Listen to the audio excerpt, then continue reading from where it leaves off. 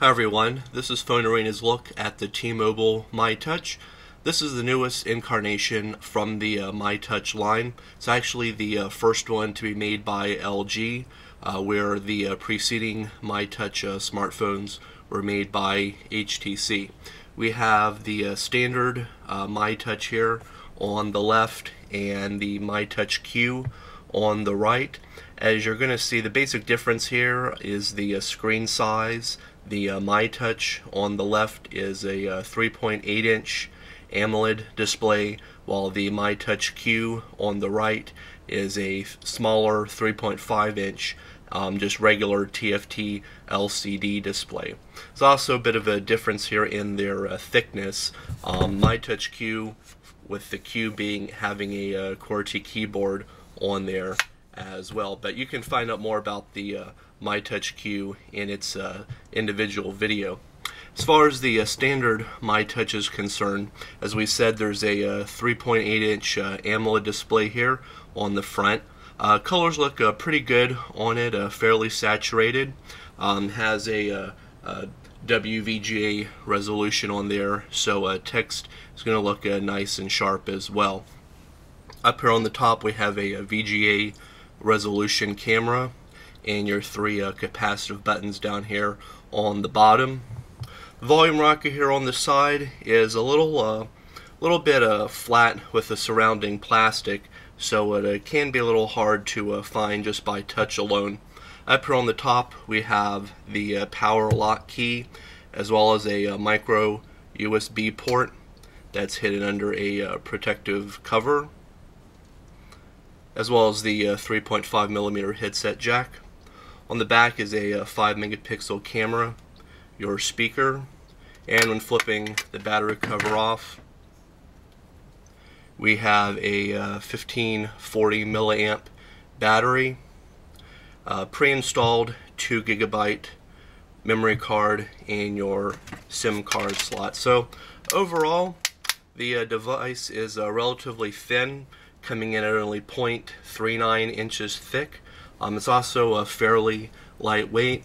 Feels pretty comfortable in the hand due to the thinness and the rounded corners on there, but it doesn't have any, it's not a cheap feeling. It actually feels fairly sturdy, which is nice for a device coming in under $80.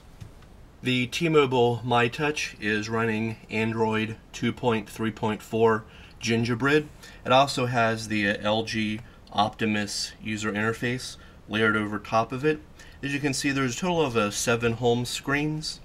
Going between them is fairly smooth, not the quickest that we've seen, but still not bad. There's also a 1 GHz processor on the device with 512 megabytes of RAM. Down here on the bottom you have 4 static icons for accessing the phone, messaging, browser, and Genius button. Also one for going into the app drawer. Genius button, you can say certain voice commands will launch it here. Call 611.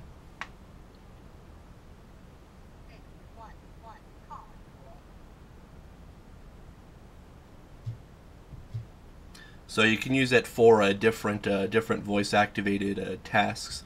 Going into the app menu here, has your recent and downloaded applications here at the top, then lists all the rest of your applications here alphabetically.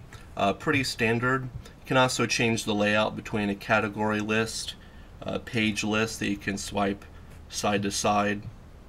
Also just all in a standard alphabetical list. So pretty nice there, as you can change that.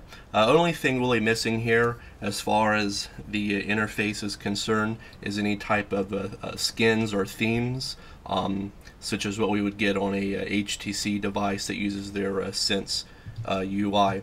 It's also a pretty nice selection here of widgets on here. A few of them is called T-Mobile Mobile Life.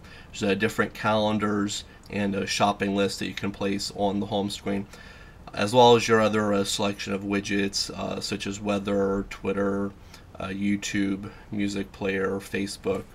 So overall, pretty standard here for a Android device. One of the nice things about the T-Mobile myTouch is that it's running 4G on the T-Mobile network. Right now we're getting anywhere between 8 to 9 megabits per second. This is at off-peak time, but during the day we've seen it drop down to about 5 megabits per second on the downloads. Uploads are also usually anywhere between 1 and 2 megabits per second during peak times. Right now we're coming in at a 2.91. So overall, the download speed is fairly comparable to what you would see on a Verizon 4G device, but the uploads are running about 3 to 4 megabits slower than what we would see on a Verizon device. Having 4G also helps with downloading web page speeds as well.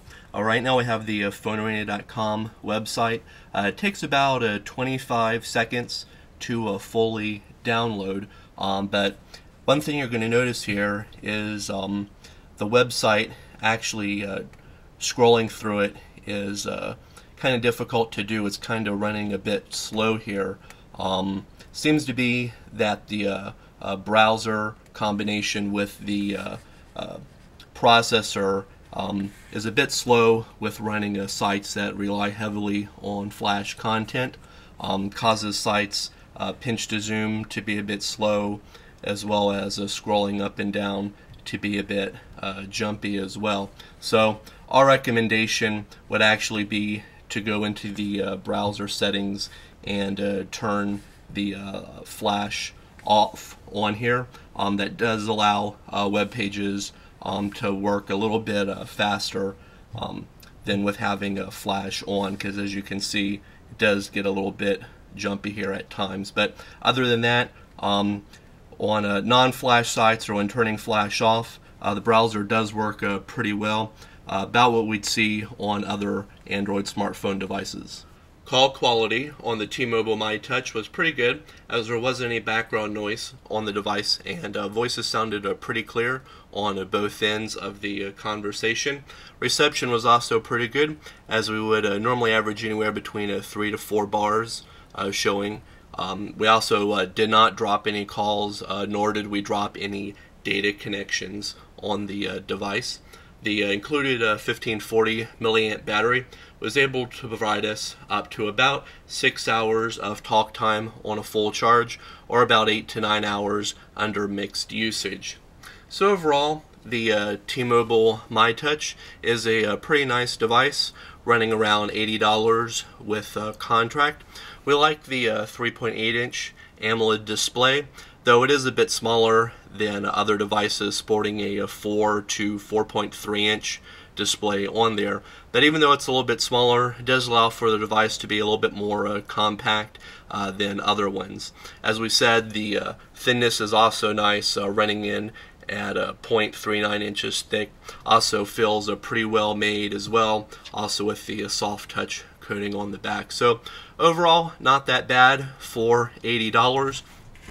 As we also mentioned, there's the myTouch Q version that has the QWERTY keyboard. So if you want to find out any more about the myTouch or the myTouch Q, be sure to visit our website at PhoneArena.com.